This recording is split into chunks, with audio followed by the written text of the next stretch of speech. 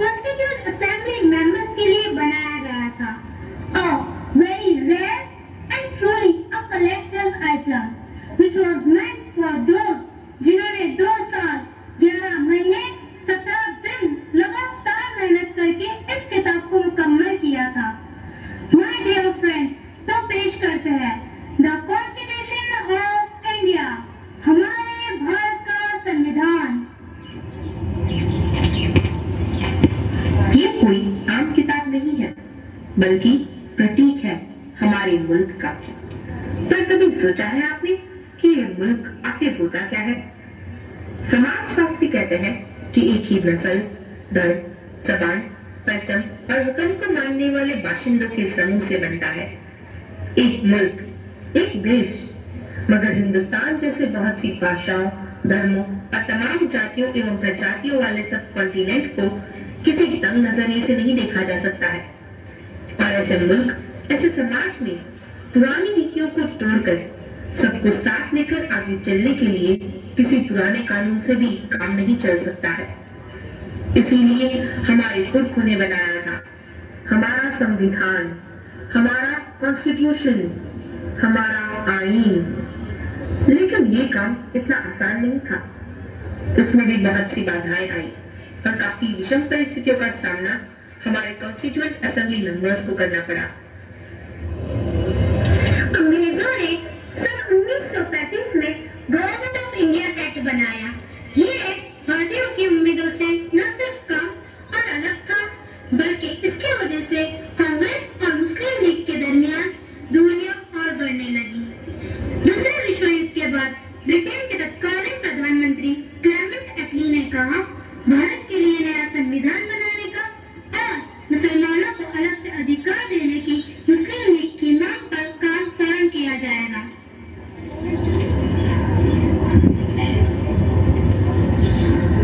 इसके मद्देनजर पहली बार हिज मैजेस्टी ब्रिटिश सरकार के 3 कैबिनेट मंत्री भारत भेजे गए और ये कहलाई गई कैबिनेट मिशन। मैं मौलाना अब्दुल कलाम आजाद और मेरे साथी नेहरू जी और सरदार जी इस वक्त यहाँ पूरे हिंदुस्तान की आजादी की पेशकश लिए मौजूद है। बाकी सारी बातें हम बाद में भी तय कर सकते हैं। हमारी कॉन्स्टिट्यूएंट असेंबली में जो जगह होगी एक आजाद हिंदुस्तान के ख्वाब को ताबीर करने के लिए। मौलाना जी आप ख्वाब को ताबीर करने की बात करते हैं, पर मुझे तो लगता है कि dreams may turn into nightmares for the Muslims of this country if we allow the Congress to have its way. That's why it's imperative that we Muslims of India have its own group of states and they may decide its own constitution. But Muhammad Ali Jinnah ji, this is not acceptable to us. We are here to discuss the fate of united India and not to break India into pieces. And if this is the purpose of this mission, I am afraid we have no business being here.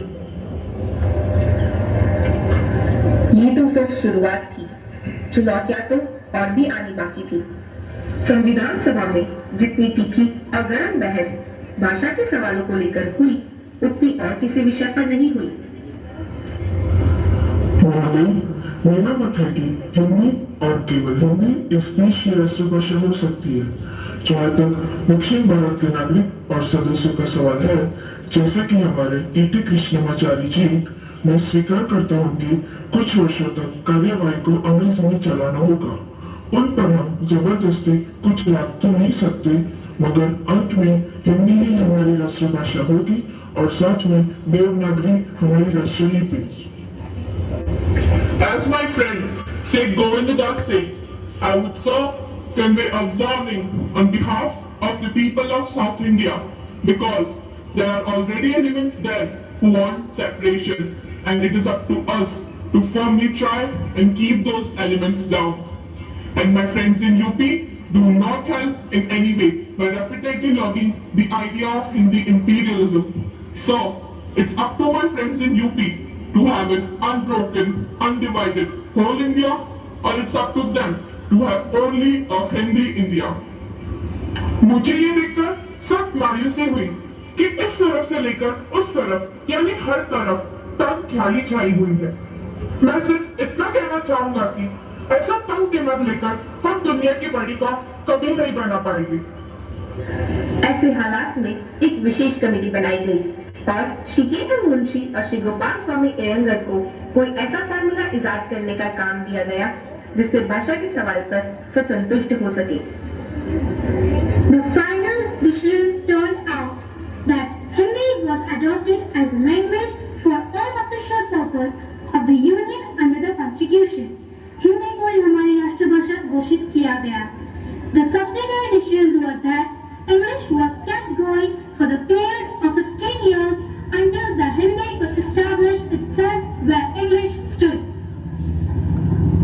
अगर समाज में कुछ भी असंगत होता है तो उसकी पहली आंच आती है माइनॉरिटीज पर। इसीलिए हमारा संविधान बनाने वाले माइनॉरिटीज और बैकवर्ड क्लास को लेकर काफी सजग थे। कितने दिनों तक हम ये रक्षा कवच प्रदान करेंगे, वो भी तो तय करना होगा। लेकिन मुंशी जी, खतरा तो ये है कि हमने विशेष वर्गों को आरक्षण दे दिया तो बाकी के लोग भी आरक्षण की मांग करेंगे और भारत भर में जातिवाद का जहर फैलता जाएगा। जहर तो हमने पिया है सदियों से और फिर भी हम जिंदा है। एक बार हमें आपके बराबर आने का मौका तो दीजिए सरदार जी, फिर देखिए हम कैसे आगे निकल जाते हैं। और ये काम बिना आरक्षण के नहीं होगा। अगर आपको मेरी बातें जहरीली लग रही है तो मैंने अपना इस्तीफा तैयार कर रखा है, आप खुद ही ले लीजिए।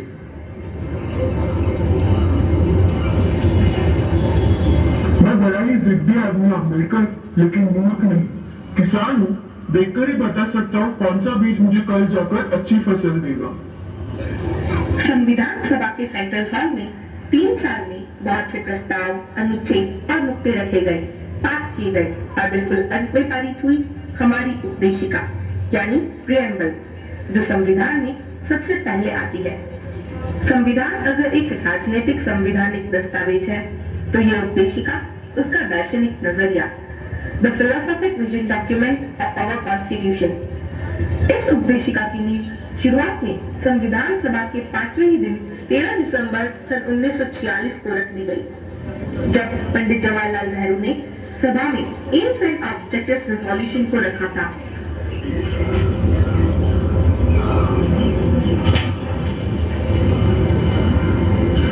ये संविधान सभा अपना पक्का हित जारी करती है कि हम भारत को एक आजाद देश घोषित करते हैं। आजाद हिंदुस्तान को अपनी सारी सत्ता जनता से ही हासिल होगी और इसकी गारंटी देते हैं कि भारत की पूरी आवाम को सियासी, सामाजिक और आर्थिक इंसाफ, दर्जे, तरक्की और कानून के आगे बराबरी, विचार, ये सारे ख्याल, बयान, राय, धर्म, पूजा, नौकरी, संगत और काम की आजादी, माइनॉरिटीज, पिछड़ों, आदिवासियों और दूसरी दबी पिछड़ी जातियों को माकूल सुरक्षा,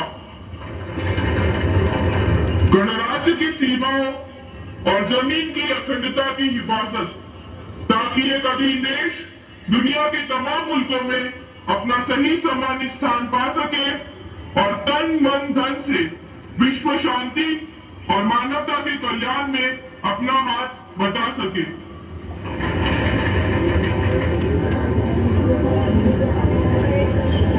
आगे संविधान सभा में उन्होंने जो कुछ भी किया उसका मार्गदर्शक वही प्रस्ताव था और जब अलग अलग कमेटियों, विद्वानों और सभा के सहयोग से पूरा संविधान बना तो मई सन 1949 में उसकी उपदेशिका प्रियम्बल भी सामने रखी गई और ये काम ड्राफ्टिंग कमेटी के प्रधान डॉक्टर भीमराव अंबेडकर ने डॉक्टर राजेंद्र प्रसाद की अगुवाई में किया।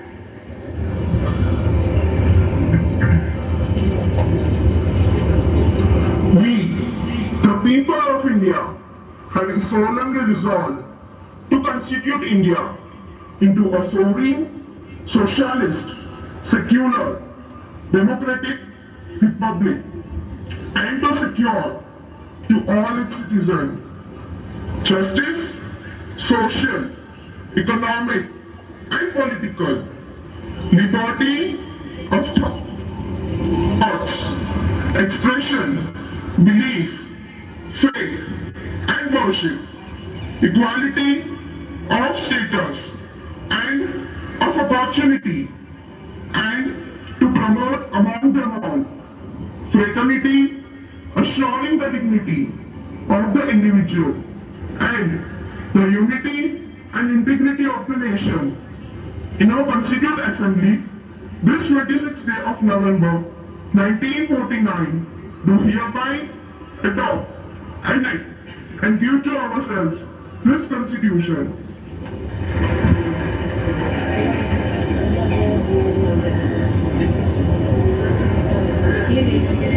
अब सिर्फ एक ही काम बचा था, संविधान का अनुमोदन और उस पर सारे सदस्यों के हस्ताक्षर। It now remains to put the motion moved by Dr. Bhimrao Ambedkar to the vote of the House. The question is that the Constitution settled by this Assembly be passed.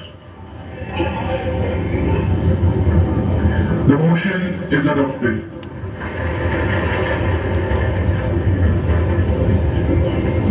Vande Mataram, Bharat माता की जय, जय हिंद।